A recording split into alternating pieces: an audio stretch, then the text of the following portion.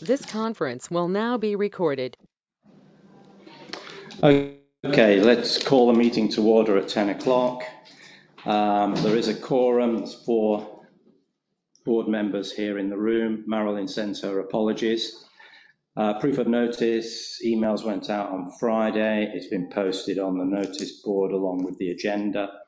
And then that takes us to the approval of the minutes from the previous meetings.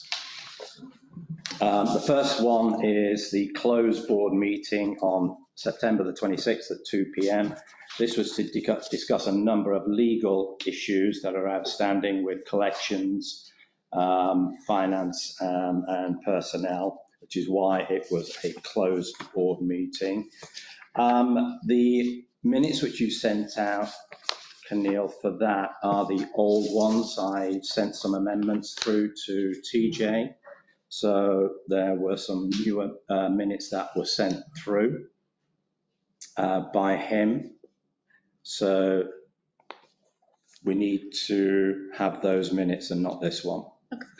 So I don't think we can approve that because you've got the wrong one on the pack that you sent through.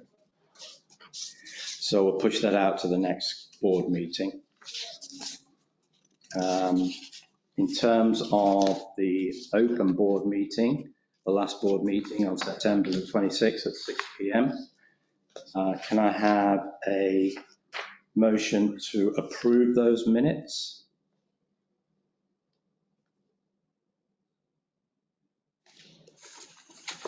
Once you've had a chance to read them. So we motion first, and then if there's any changes or questions can come afterwards. So John has motioned to approve those minutes. Can I have a second? Second. Terry has seconded it. Any questions about those minutes? Any changes or questions at all?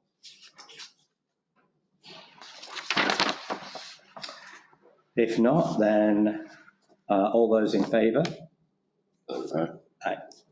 Unanimous.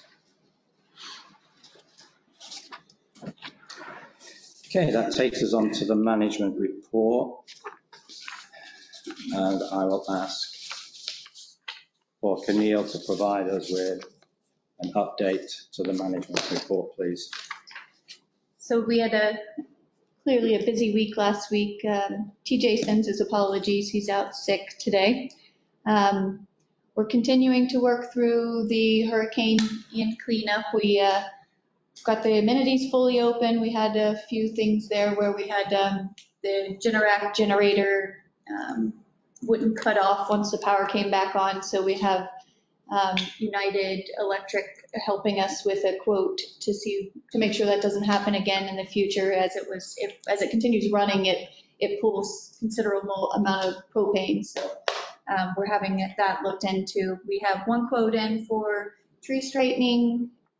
Currently, we're waiting on a second quote so that we can present that to the board to correct the trees that are throughout the community leaning. We had 4 villas that had roof damage that are already tarped, and we're working with their insurance carriers. So we're working through the damage that was sustained, but all in all, we really did very well as a community. So we're happy that everyone stayed safe and weathered the storm.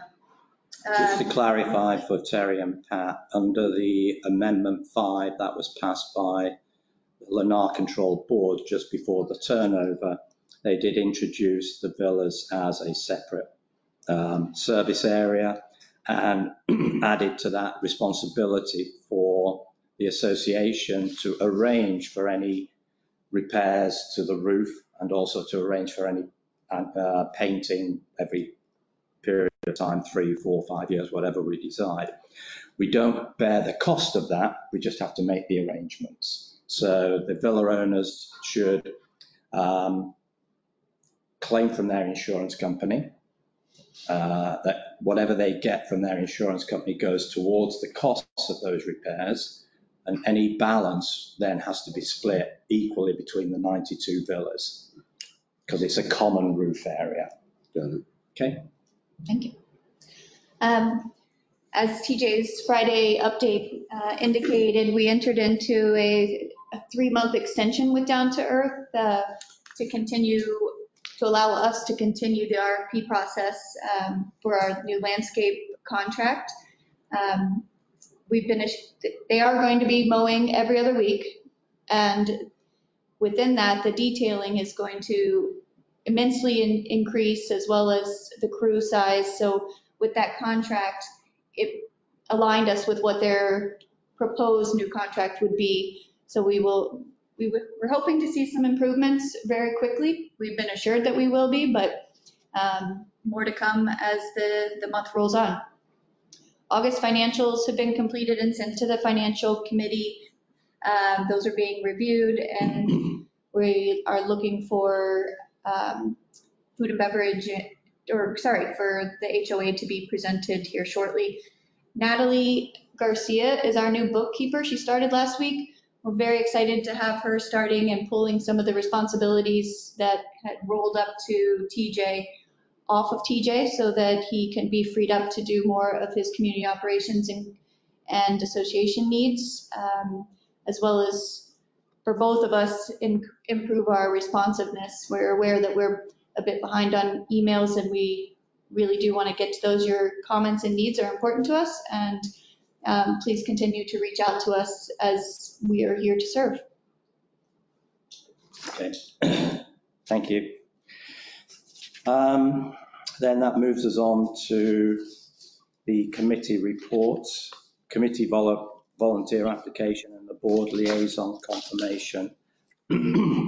I think if we go through each of the committees, then we can talk about the applications as they are, and then the board liaison. So if we start with the ARC, I see Gary is on. I am the liaison, the board liaison for the ARC, and I think in the previous board meeting back on September the 4th, each role of the directors was agreed upon. So I'll continue with that board liaison role.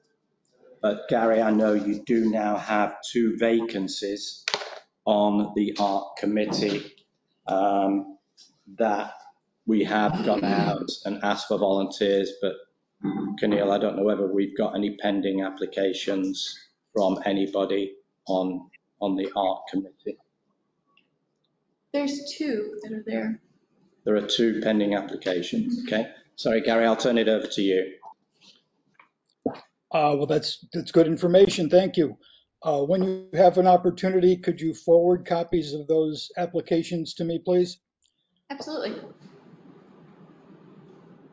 And our process will be, as we described it earlier, we will ask those volunteers to attend our next regular meeting and discuss with them the requirements and the role of ARC member.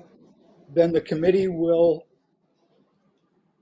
act at some point, submitting 1 or more names to the board for consideration, because the board does the appointment of the committee members.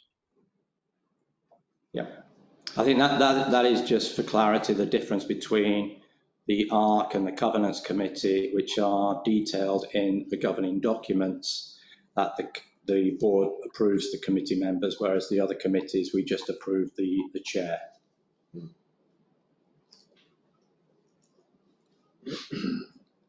Okay, thanks, Gary. Anything else, Gary?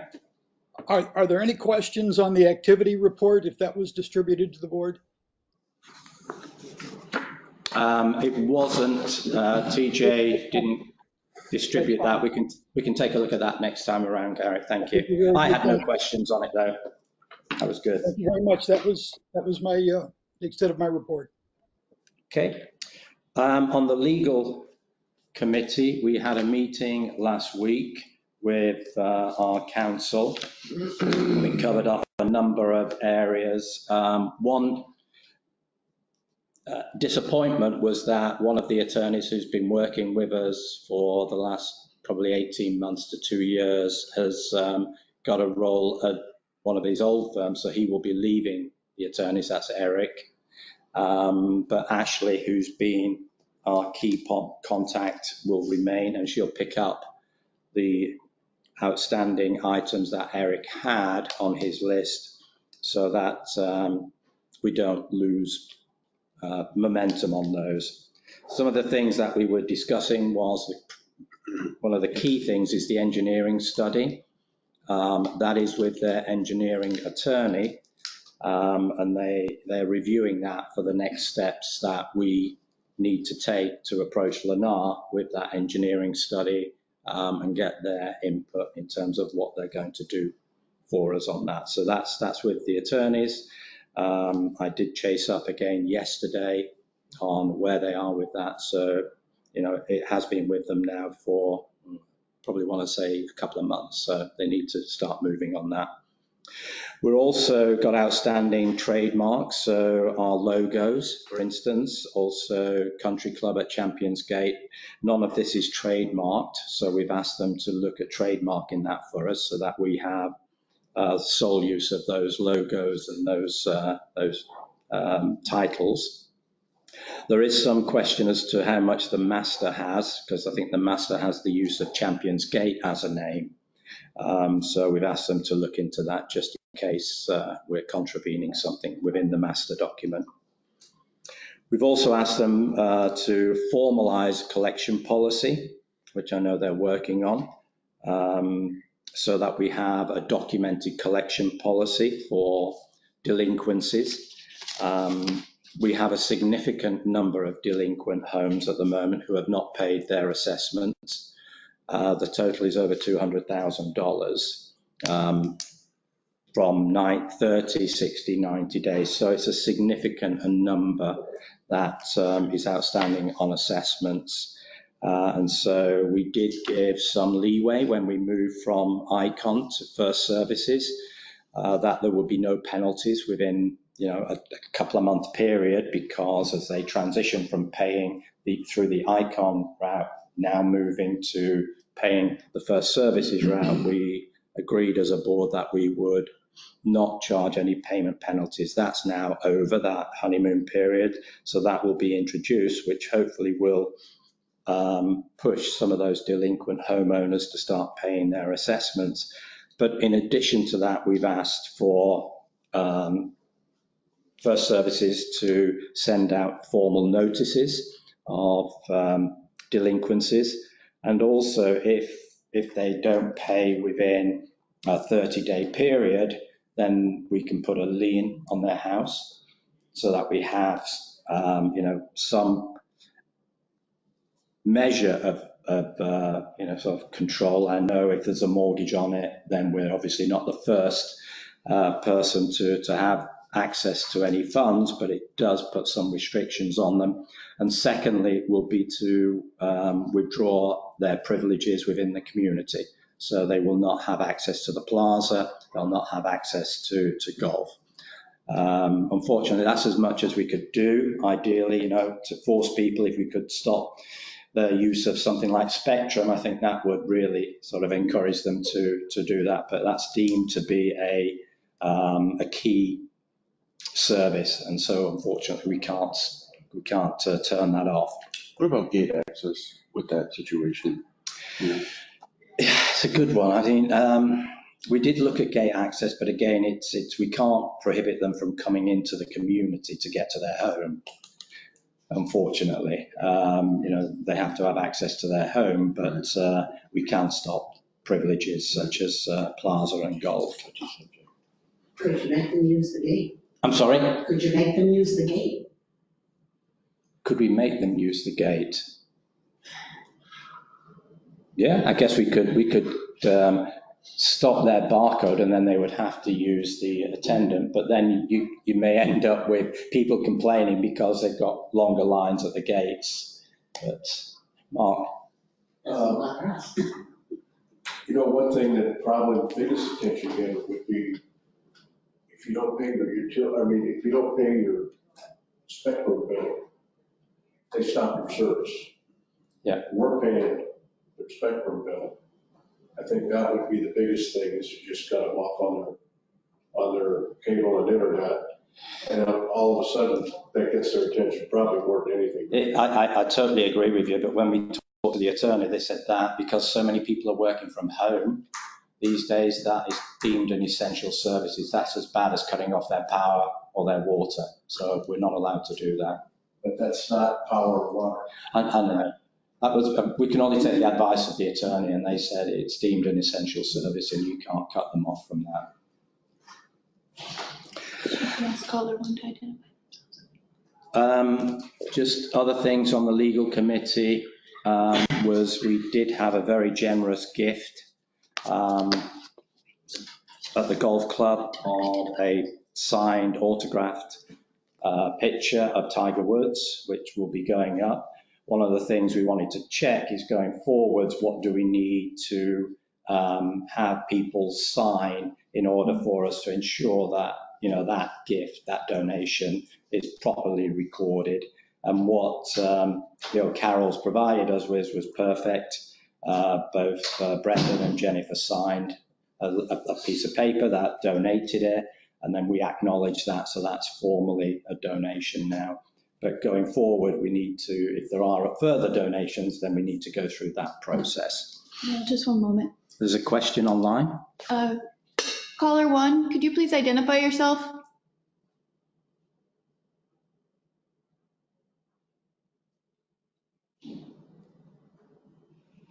Caller one.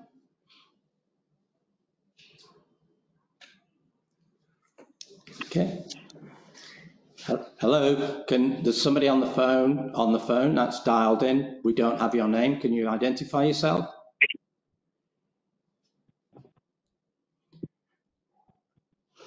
Yeah, that's you.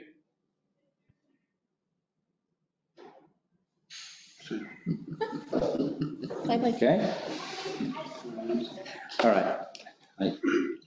So that was the legal. I will say as well, I am kind of the board representative on the legal committee. It's a little different from some of the other committees to a certain extent because a lot of the meetings are closed because of the nature of the discussions that are happening there. But, you know, to free up John's time, John won't be coming onto the legal committee anymore. So that just leaves two of us because we had Erin Grace was unable to continue on the legal committee. So we've actually got 3 vacancies for the legal committee that we need to look to fill. And I think it would be good, you know, for, you know, Terry or Pat to consider, you know, going on that committee just to increase your background. You do get a lot of knowledge on that. It really is. It is a good one to join if you want to. I would do it. I mean, Yeah. if somebody wants to take, not a whole lot of. The time commitment's not. It's once a month. It's great. Yeah, it's once a month. That's a year ago. Yeah, that's fine. I'll be happy to do that. Okay. If somebody wants to take on covenants, I mean, there's not a lot going on so far for that, for me, but I mean, I guess if it becomes too much, then I can try to. You know, it makes sense for you to be on it, Pat, because as we start to get into the legal stuff on the engineering study, it works well with your role on the facilities committee. Okay. So I think that would work well. Okay. Okay, good. So we have 2 open positions there. That was, the other question we asked them about was the reserves, because we wanted to make sure that with some recent changes in Florida statute, whether when we implement the reserve fees next year on January 1, whether these have to be statutory reserves or whether they are reserves that are used discretionary. We thought that with some of the changes, it may be that they're statutory, which means you put the reserves into a particular account and you designate what those reserves are going to be used for, and they have to be used for that purpose. Whereas the discretionary one is you still put them into a separate account, but you can use them at the board's discretion for whatever comes up. So, you know, you get a hurricane, suddenly you need to use those reserves for repairing a roof, whereas under the statutory, we said we weren't going to use them for that. So that's where the restriction on the statutory comes. So the attorney did say that the reserves can still be discretionary in a HOA association. Where it changed was in the condo association, where it has to be more statutory. So, our view is that we continue on the road that we were going down, which is have the reserves as a discretionary fund for the board to, use at its discretion when things happen. Which is what we had with that $400,000 account that Yes. is currently in Yes. place. Yeah, that's where we have the $400,000 that Lennar gave us as a due from them to us. Okay, that was everything I had on the legal side, so I'll pass it over to John to talk about finance. Well, Keneal kind of covered a little bit of that, but we're also, I'm dialoguing with Keneal to establish a formal schedule on, producing, reviewing, and posting the accounts on a monthly basis, which was challenging given the transition, but now we're in a more stable state. So that's it.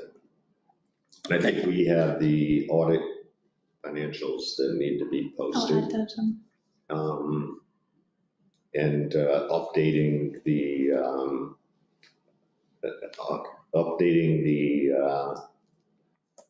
website for the historical financial information that may not be totally complete, but we're working through that. And the plan is to have a town hall on October the 20th to look at the first draft of the 2023 budget. Well, not the first draft, we've had a few drafts already, but to look at one that we feel confident to present to the residents. What time on that? That's going to be at 6 p.m. on October the 20th.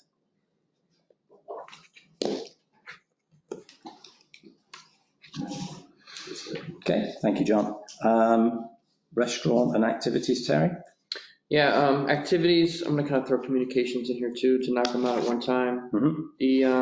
So I called Keneal and we decided that the first Monday was not good for the communications meeting. So it's what we did, she came up with this great, amazing idea. So we're gonna do the third Wednesday. We're gonna do activities from 5 to 6, and then we're gonna roll right into communications, since I'm already here, 6 to 7. Okay. So is what we did. Keneal typed up an email. She reached out to everybody. Everybody was agreeant, except 2 individuals in the email. I think they're the rollovers from the last communications team. I have not spoke with them, but I know on the communications board right now, we have 4 individuals for them, for the communication side. And then on the activity side, we had 9 total applications submitted, and then I spoke with 8 of them. And the one individual who speaks Spanish, fluent Spanish and English, we're going to move her over to the communication side in case we do communications in Spanish. Okay. She agreed with it, and so she's our 4th on communication. So we still could use one more, but I have not gotten a hold of those 2 other individuals that did not reply. So I don't know if they still went in or not, or what happened. So I'll figure that out. But on the activity side, like I said, we got 7 individuals. We're all ready to rock and roll. Our activities and communications meeting is going to be on the 19th. And I'm really excited to get started with those individuals. And the only thing I do have on the activity side is for Keneal. I know that we have the trick-or-treating on Halloween night. I know we did the dates to be determined. Did we get the dates for those, or the times? Not the dates, the times. Nina hasn't, we were trying to coordinate with Nina Okay. just to see, I know it's a natural thing that children go when they kind of naturally want to, but we Right. were trying to see if there was a announced time with Nina that we could coordinate. Okay, so we're kind of Wait. coordinating with the Icon side to see what time they're doing trick-or-treating over the retreat side. So we'll just correspond with them so we can all be on the same page. Okay. And then we had some correspondence over the weekend about the up-and-coming World Cup event. So is that something that you and the social committee can start to look at? Absolutely, yeah. I think that's a great thing. It's one of the biggest events. Well, it's every 4 years, and Yeah. it's the USA's in it. A lot of the major countries, and thinking about your Spanish speaker, a lot of the Latin American countries are going to be in there as well. Correct. So there may be other Brazil versus whoever might be of an interest to think about as well. Absolutely. Just to be clear, that's soccer, not football. I'm sorry, did I say football? No, they said that, a couple of people said that in the email. Okay, sorry, soccer. There's only one football, folks. And then tonight, the pickleballers, one more thing, we talked about this earlier. Creating a subcommittee off of the activities for pickleball. I know it's growing in the community. Probably say there's 50, 60 people here that play on a regular basis. It's probably it's actually the most up and coming leisure sport that individuals are playing. So I think they're meeting up here at 7 o'clock tonight. And then I'm going to go in there and just see what's going on and try to get that committee started, the subcommittee. Yeah, and as I say, I'll send you a copy of a charter from one of the other committees. And I think it would be good for it to roll up into the social, because I think it's part of social activity of the community. But also, for it to be formally recognized by the board so that, they know the process of, they meet, they talk about things, they make recommendations, they work with First Services to get bids and for anything they may want to do, and then it gets presented through to the board. Perfect. Okay. And then just on the communications side, Terry, obviously there's, a lot of communication work still to be done in terms of, cleaning up the databases. I know working with First Services, but it would be good to see what the communications committee thoughts are there in terms of how we can better communicate to the residents. Emails is our primary mechanism, but that often goes by the wayside because people get so many emails, they're not reading them, or it's not getting through properly. Some of that is to do with the fact that we're using different databases that need to be consolidated. Yeah, like I told you before, I have all that stuff drafted up because, I think we talked about this a million times. There's more than one way to communicate, So, like in Navy recruiting, I know I was talking about Navy recruiting, but if we only communicated one way, we would definitely lose. Yeah. So we had to exhaust all efforts and do phones and emails and social media, just a whole bunch of different things. So we're going to sit down, we're going to brainstorm on the best way to get a hold of these, of the residents, both the ones that are here and the ones that, are snowbirds. So. Yeah. And I think, to then just bring that back to the community, to the board, so that we've got an update on where that is at the next meeting. Things like, I know, John, you'd raised the things about, and I apologize if I don't pronounce this, like the Sukkot event, which is, a big Jewish event. So we get a lot of people coming in, and then the April events. How do we better communicate so that people understand the different things about what's happening? I know we just did one. We just did one this weekend. Neil and them sent out the newsletter that explains a lot of that. So it's good. What about doing a survey asking the residents what's the best way to reach you? And just getting the residents' input in. Well, it's funny you mentioned surveys, because I was going to talk to you about that when you get to yours, and it's a good segue into facilities in terms of, like, as we go through the landscaping proposals, interested in your views on going out, rather than the board just making a decision based upon the proposals, going out to the community. And I know we want to do this quicker than, sooner rather than later, but say, hey, these are the 3 proposals. This is the kind of costs involved. This is what they're going to offer. Tell us what you want. Do you want to pay a higher fee and get all of these services? Do you want to pay a lower fee and get, less of a service? Maybe we should be thinking about doing that, because it is such a big contract. Yeah, you're going to have quite a few different views, I think, because, some people I always say, 25% of the people that aren't going to care, just run the mower over, and so I don't have to worry about it. Then you have 50% of the people that are kind of in the middle. Yeah, we're paying for it, we want it to look good. And then we're going to have the other 25% that want to look like the White House. Yeah. Well, there's a big disparity there between paying to run it over and looking at the White House. So, but I think that there's a lot of communication around the community over the last 6 months on, the contractor's lack of service. Yeah. So I like that idea a lot, of going in. Something for you to think of. When's the next facilities committee? October 27th. Right, that's quite a way out, but something for you to kind of think about. Yeah. Should we be putting out a survey to the community once we've got, the details of those 3 proposals? Okay. yeah, I'm gonna detail that in the facilities here. But going back to what Terry's talked about a few times, surveys, that's one mode of communication. Yeah. And, I don't know, town hall, whatever, maybe we can think about, opening it up a little bit more and getting people to participate. And I think, TJ's doing a great job with the weekly report, we're doing emails, we're doing, if we do surveys, and then at the end of the day, if people say we don't know, then we can at least be able to say, okay, well, we have 7 or 17 or 10 different ways that we're communicating, we can't force people, I guess is what I'm trying to say, but at the end of the day, the more we offer, the better it is, I think. Do we know, and I know this question's been asked before, how many people open the emails?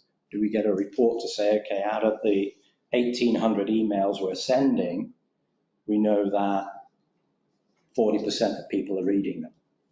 I can look into it. I know I can do it with. Was it you, Pat, who said you could do that? With my business, I look at it on a monthly basis for my marketing team, because we have probably 20 different ways to get to people. Yeah. Email's always been 15 to 20% is a great open rate. Wow. Now, I think Wanda argued with me in one of the town halls that, it's more 40 to 50% in HOAs, which is great, but still 1,800, now we're at 900 if it's 50%.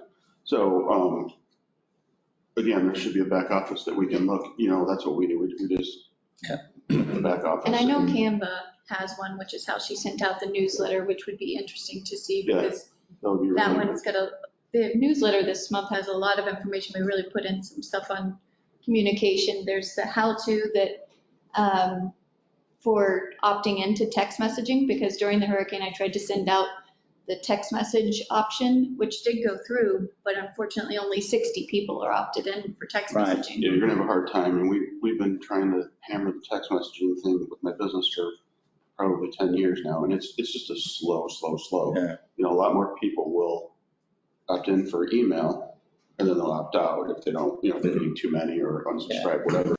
But, again, from my experience with this stuff, offering something in return for your information is always, my most successful program at the bowling center that I do is Kids Bowl Free.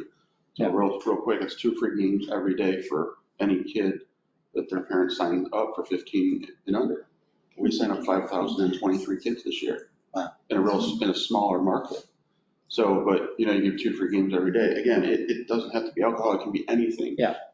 But if we could try to come up with some kind of idea to try to, it's just enticing them. I think that's where Terry's, Yeah, I think one of the communication. biggest problems we have, first, we need to figure out how many, I bet, I guarantee you, most of the emails we have are junk emails, they're going to the wrong place. Like, I feel like we need to figure out how many houses, well, we know how many houses we have, but we need to make sure that their contact information is correct. Yeah. And then feed it down here. How many do we, And I'd like to get not only just one person from the house, but if they're married or whatever, if somebody else would like to. I think the database has about 1,800 email addresses, Yes. but that doesn't mean to say all of those are correct. often get scrubbed? Yeah. Because that's another thing, we scrub ours twice a year. Yeah, it's never been Because scrubbed. I don't think it's ever been It scrubbed. just gives you, ugly numbers if it's not scrubbed. Well, it's You're only never gonna get 3, clean numbers. we built it with all brand new information. Okay, so you didn't, 3 months. you didn't inherit that from, Some of it, but we did inherit it and upload, but then every contact that we have with anyone, we check their emails. Okay. Like we were just doing it this And you're morning. complying with Florida statutes also. Yes, the But Florida that's statute. reactive. yeah, that's a. Yeah. Which protect the Yeah. privacy information. Right. But that's kind of a reactive, they check when people come in, but I don't think anybody's gone through the whole 1,800 to validate whether they're all still valid. Yeah, and we haven't done the, I think you have it on your schedule, but like the access audit for barcodes coming into the community. And there's a lot of that administrative Mhm. activity clean that it. still needs to be transitioned. And then we use this community is different because it also has Easy Suites. So we use that platform for communicating as well. So potentially some may have, because anyone that's registered, as long as you've registered for Connect, you go in and you put your, you put your email. It's really kind of pushes you to do so in the registration process. So you register with an email. So anyone that's gone in, which we've sent countless emails and mailers on registering, those have the email that's most up to date. Do we know how many As long people as you have register. registered on Connect that live here? Let me How many of the take houses? let That's a me good take question. more. That's a good question, yeah. Yeah, I think if we could find that out, and if we could find out what that back office report looks like as far as open emails, because you're gonna see a big difference at times in, okay, I'm getting this percentage on the weekly report, but I'm getting nothing on a bunco invitation or something like that, because people, like, I have no interest in bunco, so I'm just gonna probably hit delete when I see bunco in the title line. And that subject line is huge. Yep.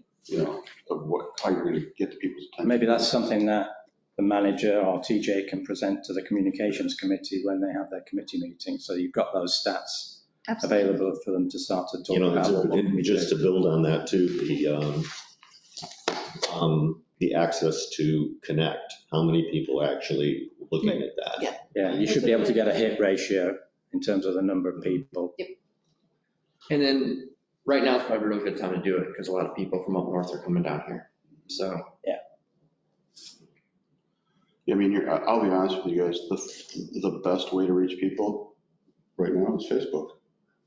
I mean, it's a touchy subject. It's social, but if you want the honest answer, that's how we get the majority of our new customers at my business through How do we Facebook. control it though, Pat? Because you end up going backwards and forwards, and it's just. Yeah, I mean, you can tie yourself in knots if we're not careful. I think there's a lot of, it's a big difference between my business as an entertainment and service business, because we're always looking for more people to come in, whether it be one time, it's our job to get them in the door. Mine as the owner and the marketing person, and it's my staff's job to keep them happy and get them to come back second, third, fourth time. But as far as getting information out there, people see it nonstop. And I know we signed our, don't comment on Facebook thing type when we joined the board, but, Nancy's in the room, she's on there all the time.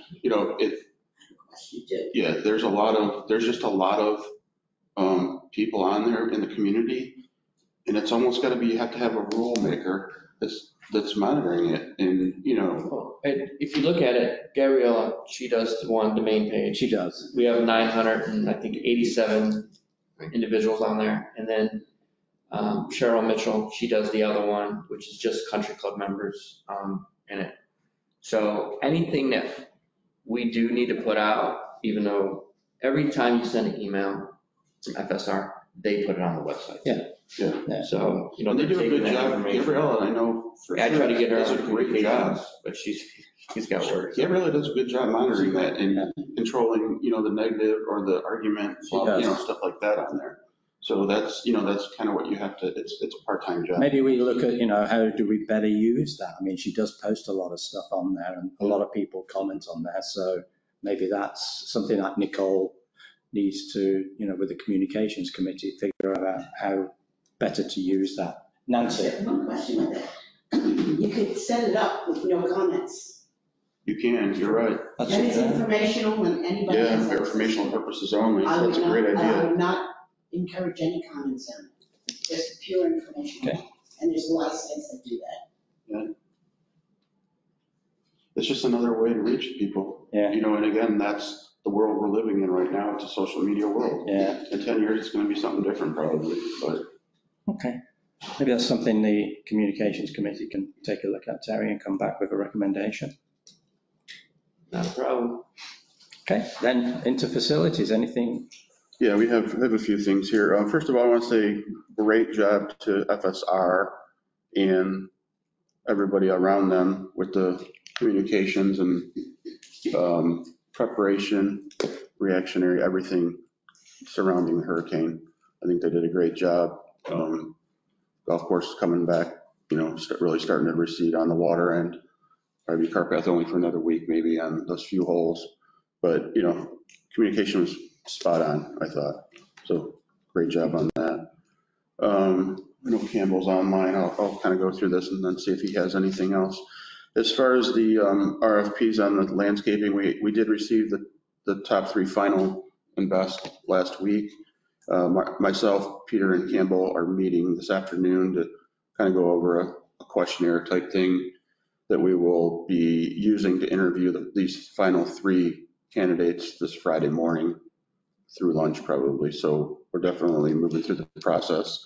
After that, we'll have 1 or 2, I think, narrowed down at that point, and then we'll visit the properties after that, probably next week. We were scheduled to visit properties, I think, Thursday of the hurricane, so that obviously got put on the back burner, but so we're moving through, and sooner than later, I think we'll be there. Okay, good. Then the other one you wanted to talk about? Yeah, well, then I think Keneal kind of sparked my attention with the parking issues. I know she's taken some heat from a couple different residents.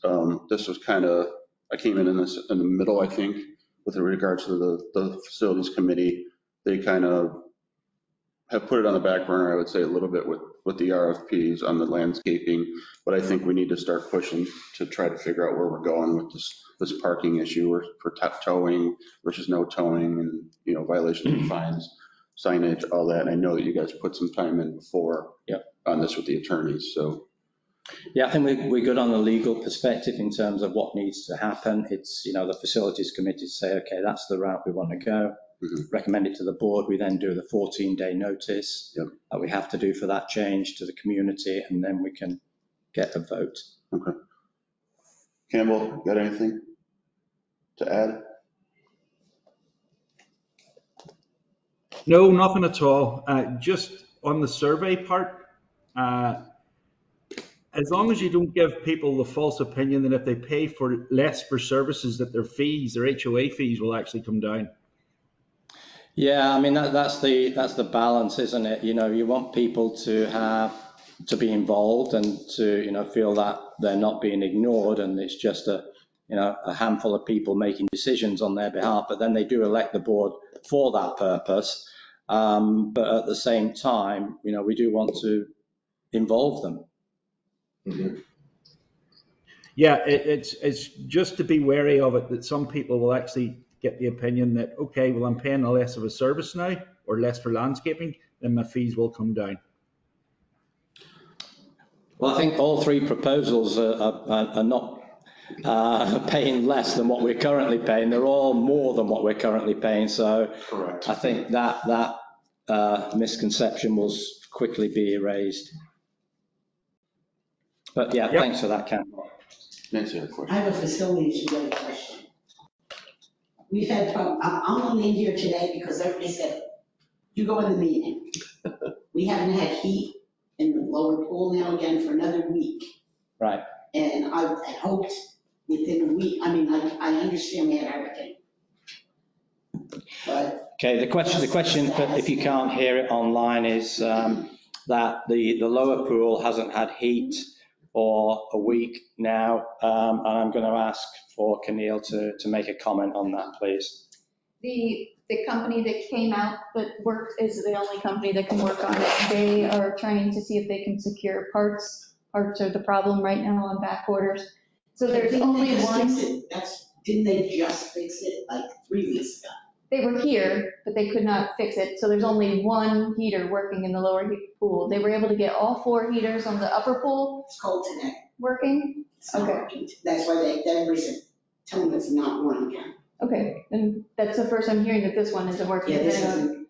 So I'll give them a call and I can turn up the heat too and just see if it's a heat thing element that way. But the lower part is the lower pool, as well as there's a fuse box that went in the pool up here that's pumping water into both pools that they had to take out. So now both pools are constantly running, so that as a bypass. So that could have some part to it as well, that it's moving through the system the whole time. So I can look into it. I'll give them a call back and see where they're at. I called them on Friday and they were still, the breaker box was still in the shop and they were still trying to source parts. Even the parts that are on the shelves that they have are gone. So they're trying to restock their shelves. Okay. All right, anything else from facilities, Pat? At this time, I think we're good. Next meeting is on the 17th, I think, isn't it? I just have one item that kind of more for 22nd. Keneal on communication community-wide with the master and the retreat, because like Pat said, we're in pretty good shape. I mean, you guys have done a magnificent job preparing and addressing things. But when you drive around some of the retreat areas, the condos with the fascia and stuff coming off, and, do we have a formal communication mechanism to kind of deal with, Lennar and those boards on that? Or do we need to do Need to something work like on that? Yeah, that's a good point. If you play golf on hole 5, most of the siding, the fish is coming off. All the ones It looks on the terrible. right. Yeah. Yeah. It's true. And I think a lot of those people don't even live in the country. No, I think it's their investment properties. I think that's the Management problem. companies aren't checking them, they're not doing anything about it. Yeah, I think that's something I could work with Pat and the facilities committee to kind of get that dialed in and then reach out to them, and we can definitely own the communication piece with them. Okay. Put their feet to the fire a bit on Yeah, we can sure take, that they have we a can take a process. 5-minute drive over there and you'll see yeah. exactly what we're talking I about. know It's exactly. been- I know It's been a exactly. bad situation for a year or two, and then now the hurricane came through, there's just metal hanging everywhere, which realistically can become a liability for us on a golf course. If something came flying. So, Agreed. Okay. Covenants, I know the Covenants Committee is actually on the 17th, so that's, we'll get a report from them post that, but do we know how many cases are going to the Covenants Committee? I believe once he drove for several hours going back over all violations, and it looks like there's only 1 or 2 that'll be going to the governance committee. Because they, They had corrected it at the time of right, the drive around. Okay. So he continues to make new and check those. okay. All right, golf, Mark? Do you want to come up? You've got the speaker. We have our meeting tomorrow, this month. The letters have went out for signups for our outside membership program. The trail fee signups are going out this week. We sent out our golf rules and handicap events letters to everybody this week. We want to thank Ethan and his crew. I think they did a fabulous job after the storm. We now have, as of Friday, last Friday, the full course is open for play now. We still have 3 holes that are cart path only, which I think is history making for this course. I don't think it's ever been cart path. And now that we got the payment options all taken care of, we should be seeing some money coming in. Okay. Other than that, that's all we have. Right, we baked all that into the budget, so when we do the budget review with the community, any of the fee changes or anything like that will all be incorporated in that. Right, yeah, we are looking at a few things, our wish list, which we have put together, so, and we have a few things that'll be coming to you at the next meeting as far as raising the outside memberships and pricing of the outside memberships, so. Right. Just to get formal approval. where are we at with the communication process as far as letting the golfers know about the incentives? It's 100% email. I mean, basically when somebody goes down to the pro shop, when they buy a property, they go down to the golf shop, they are asked at that time, do you want to be on the Monday, the Wednesday, the Friday, the Saturday list? And they will add them to that list through Golf Genius. I'm looking more. One thing that I would like, when we were talking about surveys and stuff, Survey Monkey, I think is what Yeah, Peter and that's what them we've use. used, yeah. I mean, I'm gonna tell you what, it looks like it's awful easy if you want to get a quick scenario or a quick vote. I mean, how many did we have last week? 2 or 3 that they had, that they had results right away. Yeah, If we had a way of doing that, I know it would be great for the golf committee.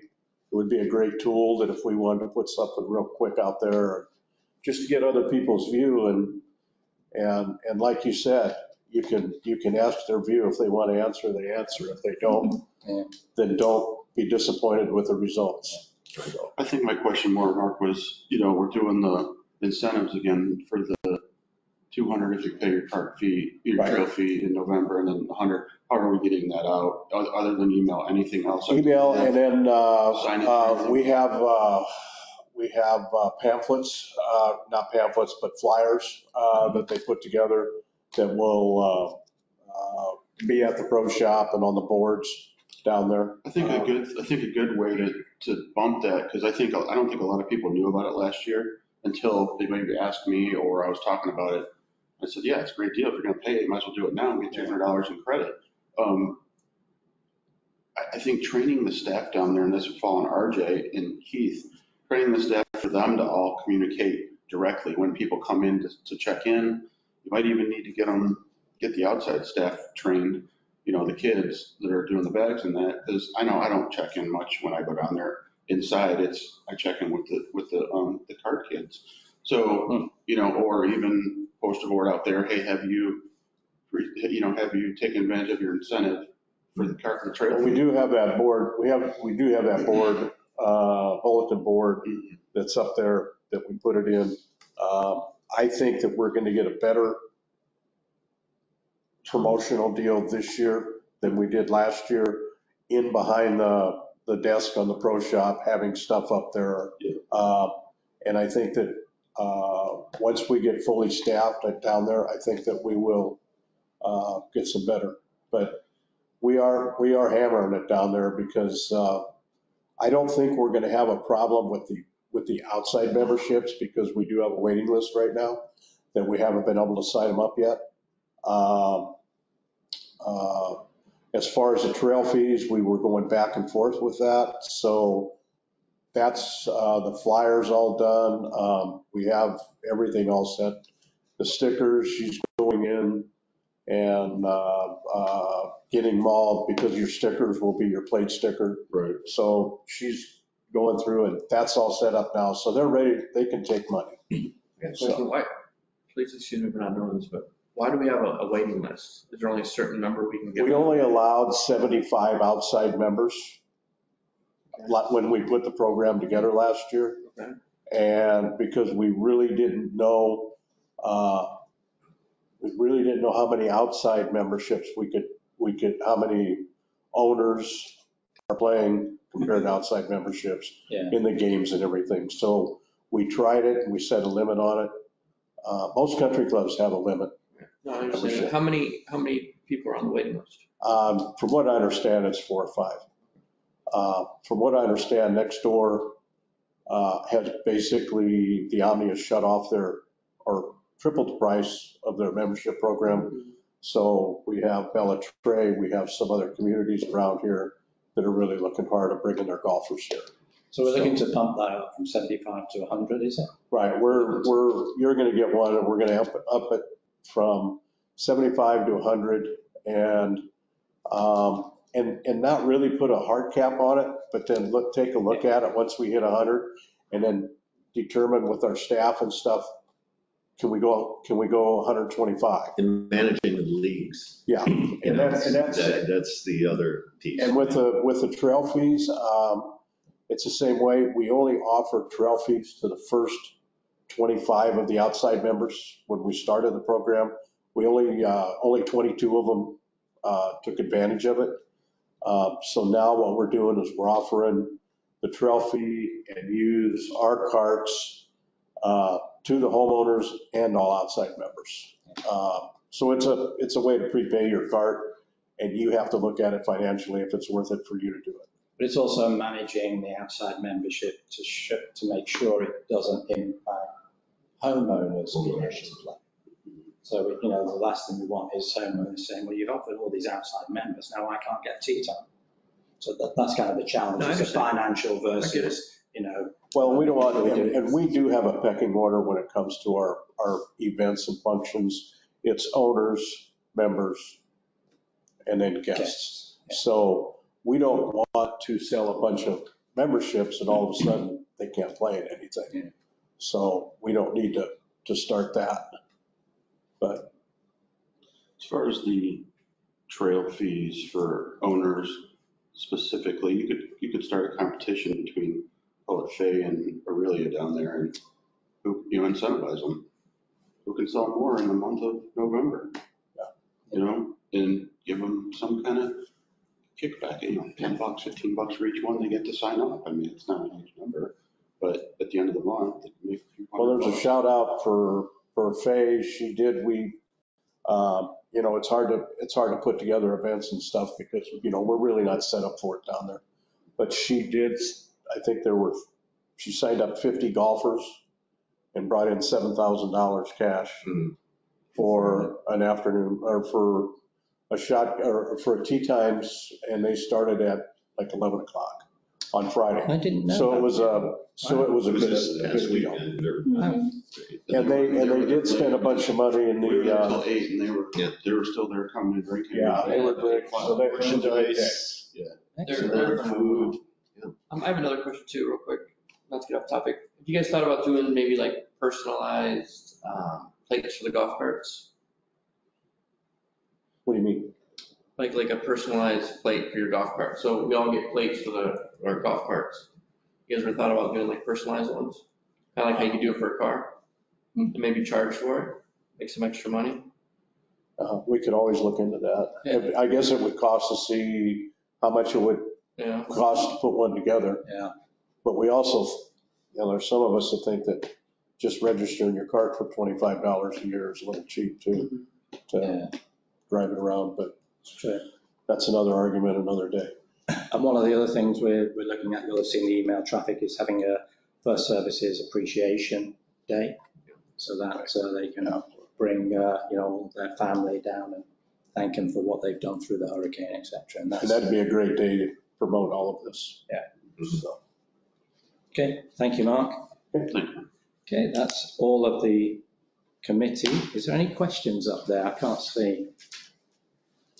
Just make sure there's no questions on mine before we move on.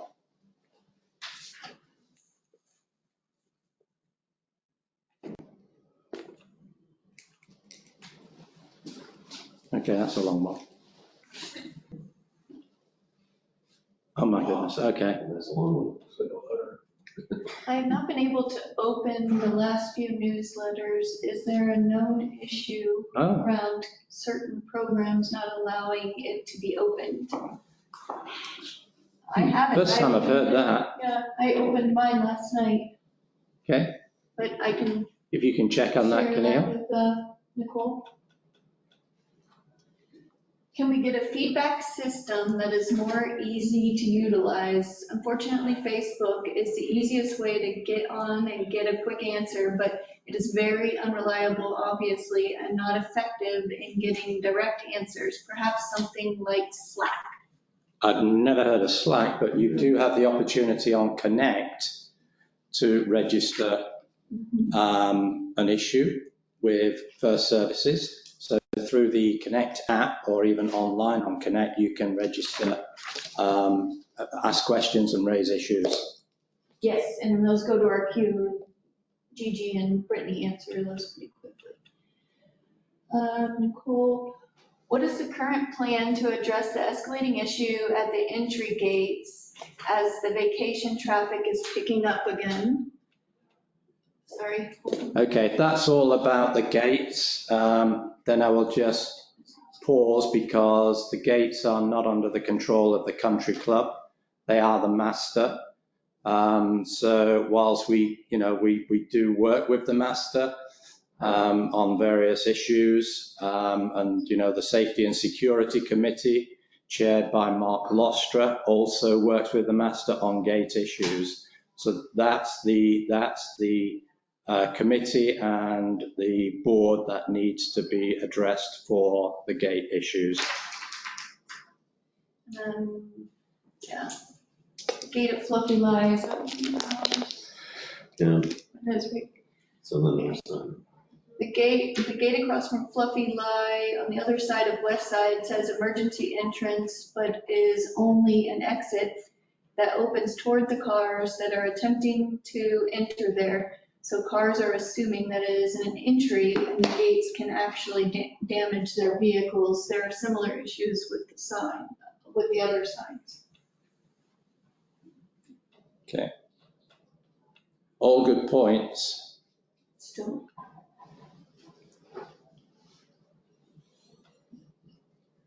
Signage It's like at, vacationers coming in on Velocita, they just, the signage stand at there. Fallen Oaks It is says difficult to homeowners only. see. It seems to lack the ability to get across that no renters are allowed through. Using white signs is not as effective as red. Each area needs to have different signage markers. We can just maybe put signage on the agenda for Yeah, and all of that, if we can kind of get that. get that, we can also send that off to, you know, those points on to Master and to the Safety and Security Committee. Slack is a real-time group messaging system that management can utilize to communicate directly with employees and employees with each other. Okay. Which Thank I you. think you have something similar with Connect, which kind of goes back to, we have to get people connected. Yeah. Okay. Thanks very much for those questions. So then moving on to the next agenda item, which is old business.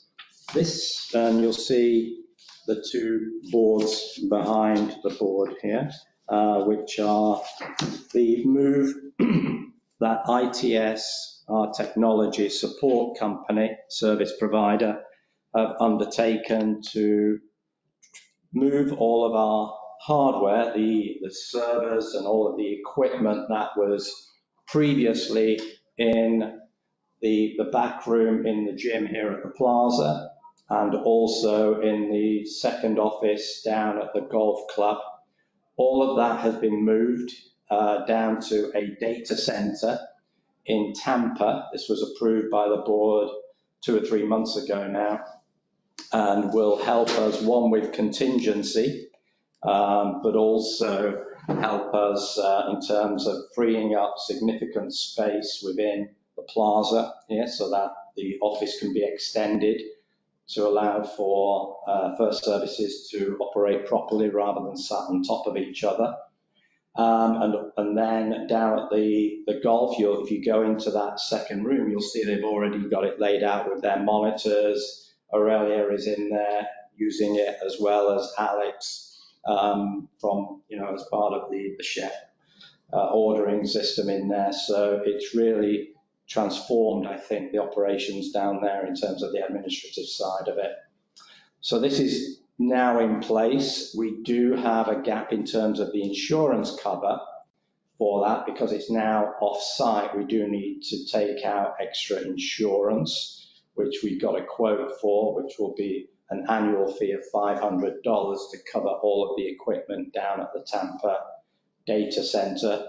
John and I intend to go down and view the site now that it's in place with ITS, and then now that that's up and running, and it was a seamless transition.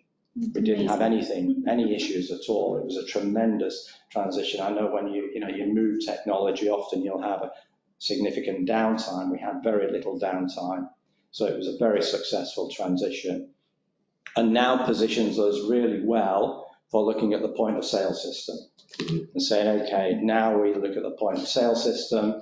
You know, as everybody probably aware, we've mentioned this many times, we have 2 point of sale systems, one down at the golf, one up here, neither of which talks to each other. So that's now a great opportunity now that we're in one data center to look at the providers of point of sale systems. And the two that are prominent are Jonas. This is a company that First Services already use in a number of their other communities and has API links, direct links into their system. So from an automation perspective is very promising.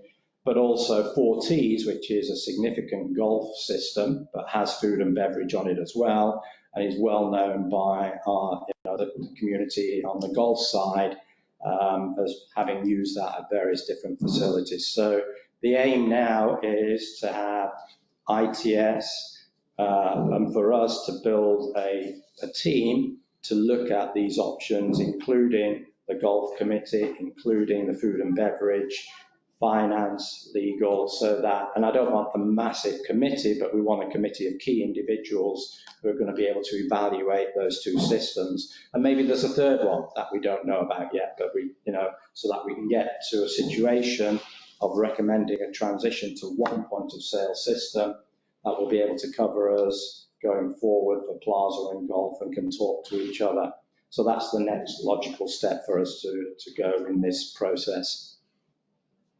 I think just to add to what Neil said, I mean, this actually was raised during the transition work that the committee did, a year and a half ago, that we did not have proper redundancy with the network or the servers. We didn't have proper temperature control. Some of these rooms were typically like 90 degrees. We had, devices in rooms that actually had sprinkler systems there, and we needed to get this to, a commercial site where we can sort of build for the future and protect ourselves. And we have proper redundancy now.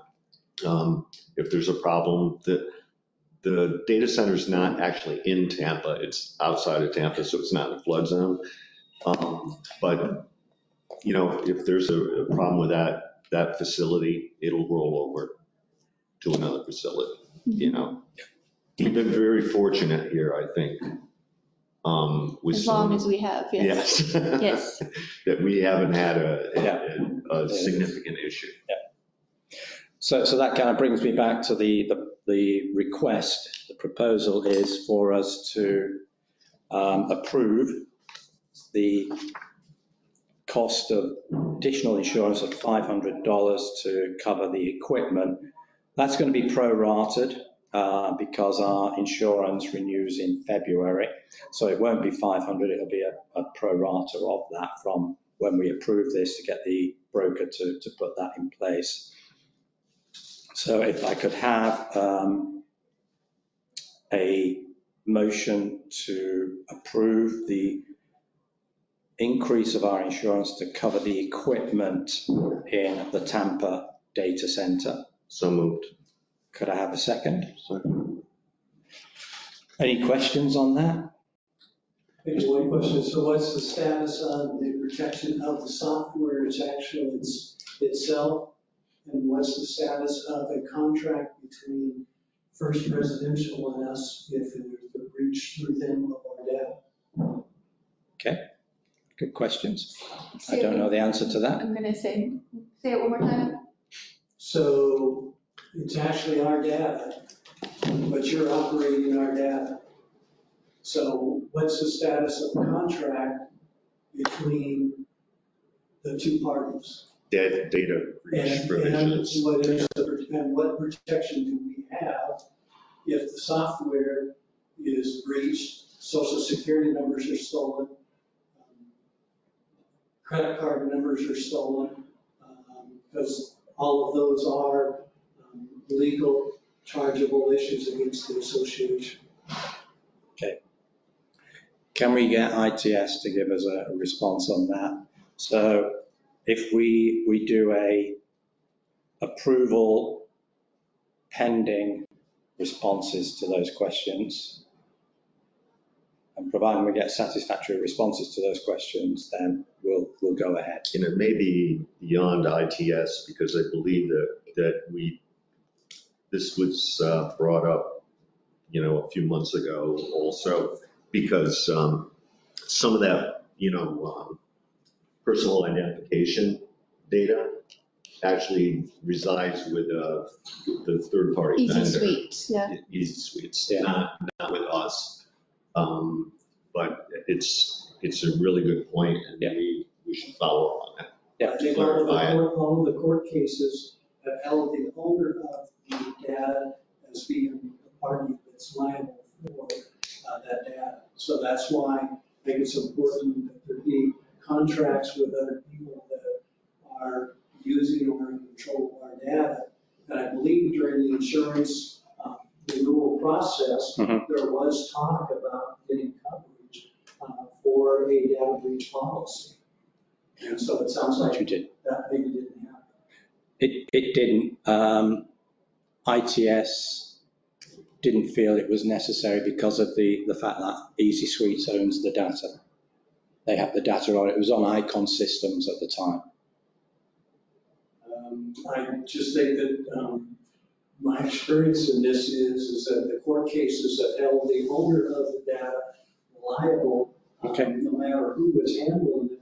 It comes back to the owner, because what it amounts to is like in this case, Mark gave us his data, trusting that we were protecting that data. So even though there's third parties handling it, Mark is still looking at us as the association who we gave that trusted information. No, I think it's a valid point, and one we should revisit. Yeah. It's going to even be more important as we start to think about like point of sale system changes. Yeah. Yeah. Okay, thanks, Gary. We'll look into that. So pending, actually, why don't we just pend until we get a response from ITS on those questions rather than approve it at this stage? Okay. Okay.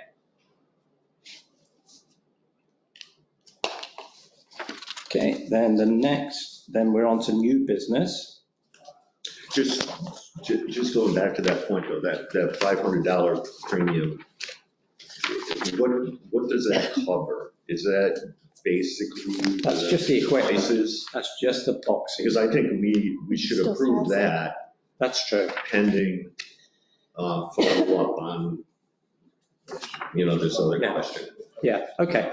Yeah, no, that's a very valid point, John. It is just covering the Is there boxes. a separate rider that's available for what this gentleman's speaking about? Separate liability. Yeah. It's a separate, it's separate policy. So it's a separate discussion. Okay. So all those in favour? Right. Unanimous. But we'll come back to you on those, Gary. Thank you. Lifestyle RFPs. So this is one, the pool table repair. So with the pool table being torn and such, we still wanted to take a look. We paused on getting it repaired right away to get some feedback on if there should be a different configuration, or did we need the pool table? What was the usage of the pool table? The feedback from the community was definitely that they enjoy the pool table. So it's the cost to replace the felt was nominal, is $425. We have new cues and equipment for the pool table and then that all just gets into our budget into our budget as normal. But we are requesting to go ahead and have it refelted so that the community can get back to enjoying a good game of pool. But I think there needs to be some controls Yes. put in place, because the reason the pool table got ripped is because nobody was monitoring it. Kids were just coming in here, and that's where the pool table got damaged. Yep. So all the sticks will be kept in the office. They'll have to use their card, so we'll know that they're 16 or older in order to check out the sticks and play. And are we getting like a premium felt, not just kind of bottom of the basement felt? I know when I had a pool table at my house, we had premium felt, and it was very difficult to damage. I will double make sure with her before we move forward. Terry, you had a question? No, I'm just saying, because I got a bunch of kids too, and this room here becomes a babysitting room. Parents are here. let's just be honest. So I know I tend to find my kids, they all want to come here with all the other kids and they hang out and play. And they get all the games and they play the games. Next thing you know, you find games everywhere. I get it. I just think that, having kids, we're going to have problems, but maybe there's a way we protect the table. Like, I understand that supervision, like no drinks. I just think there's got to be a better way to protect it than saying somebody, we have to post what the rules are, obviously. You know what I mean? So, I don't know, I just feel like it's really hard to control saying that you got to be 16 and over, and then what are you going to do when there's, kids in here drinking, running around? Not saying it can't be controlled, but it's going to be very, very difficult on your team to control this. Because those kids get rowdy. There's 15 kids in here at one time, so many kids at a time. So. And we do ask the community to do their best we aren't babysitters. No, it's a parent's responsibility. Yes. How long has this belt been on here? Since it was over? Since the beginning. Never been rebuilt. Which is normal that's normal that it's So not. does the premium belt, is it better? Is it like stain free and? Well, it's not an ultra cheap felt. Right. I think it's easier to clean and so forth. That was just my experience. So every couple of years, it's all good. It gets wear and tear and things. No, I get it. This gets a lot more usage than, residential pool tables. So it's, we just have to plan on rebelting it every couple of years. That's where I'm getting to. Yeah. So build it into the budget. So if you can check on the premium felt, but in the meantime, do we want a motion to approve this? Or do we want to wait for a revised pricing to come through? I can get revised and resubmit. It will only take me. Do it by email because it doesn't require. Well, let's motion to approve it and maybe give I didn't have budget money for it, that's all. we could motion to approve it and give a band with okay, this is approved up to maximum of $1,000 in terms of cost. So moved. We have a second? Second. Any questions? All those in favor? Aye, approved. I'll make it the color too. Because it should.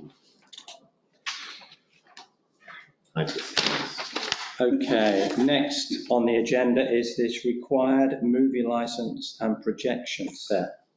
So, excuse my ignorance, but I thought we had all the licenses we needed to play music, to run movies, to have the screens out there. I thought we already had all of these in place.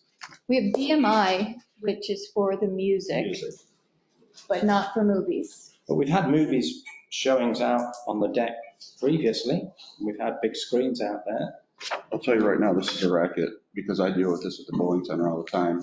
BMI comes in, then ASCAP comes in, then the next company comes in. And I finally basically had my attorney send a cease and desist letter when they started asking for more money. That's personally, and then again, that's up in Michigan. But there's always these new news companies and new organizations that come around saying, hey, I want money, we need money. And then they try to, it's basically a numbers game for them. If they go out and tell 10 people they need it and they get 1 or 2, they're going to make money. So I think this might be an attorney question. I was going to say, I think we should refer this to the attorney because I wasn't convinced with this. So let's take this to the attorney. Yeah, having been in the music and film business, you're absolutely right. Yeah. And all those revenues are declining and people are just going out and trying to look for other ways to make it up. So we should go back to the attorney and Well, they doubled sort it of really too. take a Yeah. position. They doubled it because I have a jukebox at my place and, it's one of those fancy $40,000 jukebox. You play it through your phone. You have to have ATS. Yeah. Yeah, exactly. That's like it. And all my music's covered through them. They have a contract and That's part of the fee that I pay for the Yeah. jukebox. Yeah. Well, then they come in and say, well, we have this. And again, my attorney went and said, hold on, he's got this jukebox through Full Spectrum, who pays this, he reimburses this, so why are we double dipping? You know, it's just, they come from everywhere, they're vultures. This was That's sent to right. us from the First Service team above property that, and then they get the pricing. So, but I still think it's attorney, I think the attorney, yeah, can you push it by Ashley? of course. Just copy me on it, and Pat. Okay, that's that. And then budget presentation timeline. Do you want to go through that? Well, I think you kind of covered that. So we We said, did. So we got the town hall on the 20th. right, We're then looking to mail out to the homeowners the budget packet on October the By 30th, the 30th. and then have the formal budget meeting on November the 14th. yeah, 14 days advance. Because you'd have to give 14 Yeah. days notice to approve And it. this is just the country club. But It's not any of It's the not, no, it's not, associations. just the country club. But Just to clarify that. because John and I have been engaged in this quite a lot over the last few weeks, what I'd like to suggest, and it's always this pain of you can't have more than 3 board members in the room at the same time.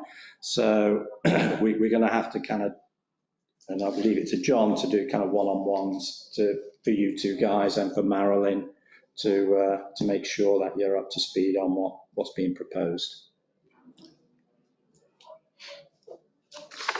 Okay. The only other thing I had was future meetings, in terms of future board meetings. You know, initially when we took over, we were having board meetings every week. We then moved to every 2 weeks or 2 a month. Do you feel we're at a stage we can move to a month, once a month? Because it does take up a lot of First Services time as well to do 2 meetings a month. I'm happy to do 2 a month until the end of the year and maybe January 1 start on a monthly basis. Or we can, what are we talking about? We're on October the 10th, so we'd have another one this month, 2 in November, 2 in December. So we'd be knocking out two board meetings, potentially, During the holidays. during the holidays. Well, can we, I mean, is there an opportunity, obviously formally we could go monthly, and then if obviously things come up that we need to. Essential basis. Yeah, exactly. I mean, Yeah. I guess my question would be, this is open, we had one closed since Carrie and I joined the board. Are the closed board meetings scheduled also monthly, once a month? No, or is it just as needed? they're as we need. As needed. So Yeah. can we go to monthly now and then as needed for every other, you know, I guess it's a suggestion. Based on, I guess it's based on what we have going on. I would just say, maybe, Keneal, as you go back and think about it, if we're going to go monthly and we're going to have the financials available to people, that we carefully consider the timing of those board meetings. Yeah. So we have enough time. I think it's 20 days normally that I think First Service industry standard, that they have financial statements available, review them with the finance committee, and then, you know. So we should be looking at board meetings beginning of the month or end of the month, something like I that? leave it up to. Probably, yeah.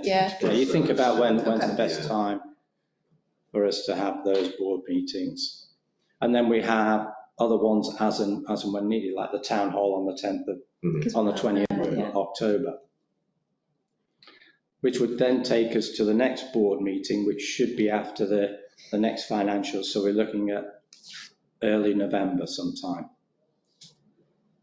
Because you're going to have a board meeting for the adoption of the budget on the 14th.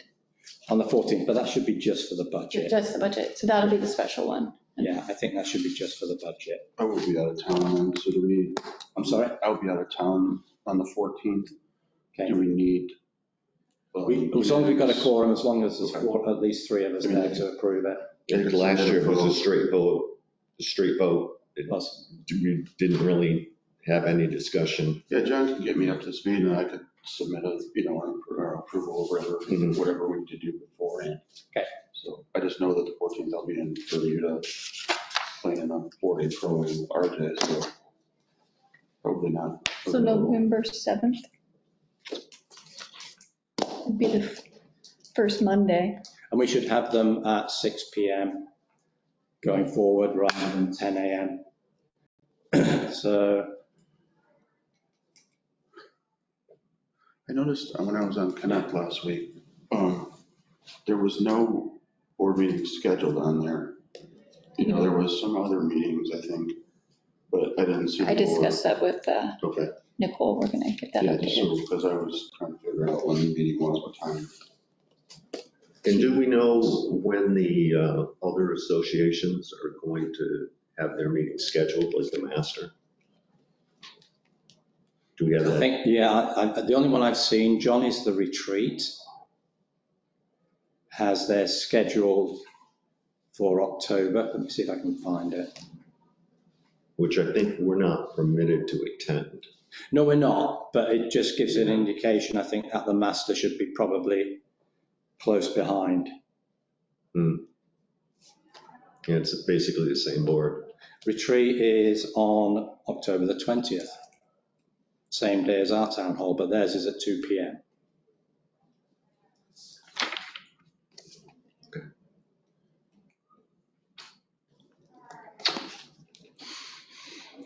Okay. November the 7th work for? So that's. November the 7th. That's the next one. November the 7th for the next So we'll board skip meeting. the 2 weeks from now, which would be. Yeah, because we've got a town hall on the 20th, Okay. so Alright. I think that. And that'll be 6 PM, correct? Yes. On the 7th? Going forward, there'll be 6 PM. Perfect. We won't do a 10 AM. It's your birthday gift to me. Happy birthday. Anything else? I know somebody was saying that they couldn't see these two things on the screen. So I don't know if you want to move them so that And people then there can. was another question that And popped there's up another on question. safety. Okay. So you can just hold it up. This is what the the prior configuration looked like. So as you can see,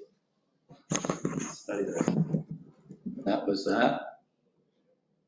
And then if we get the new one, this is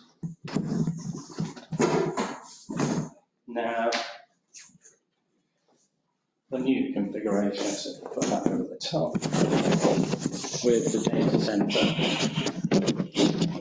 It's tough to make it out, but like, if we kind of in summary, think about it, like, we had 2 data facilities, one up here at the plaza and one down at Golf. Yeah. Now they're all being combined, consolidated, and they're sitting in the data center and handling redundancy at a overflow data center. Exactly. Much Okay, cleaner. thanks. And what was the other question we had at that? Safety and security meeting? When does the safety and security meet? For the master. It's not well, it shouldn't be a closed meeting. I'm pretty sure it's not a closed meeting. But I don't know when they meet. Can you I will ask put it on. Nina? Yes. And then, because that's for the whole community, and then respond. They were meeting monthly, but I've not seen any notice of their meeting for a while now. Okay, that was everything we had on the agenda. So I'll just open it up now, open forum for any questions anybody may have in the room or online.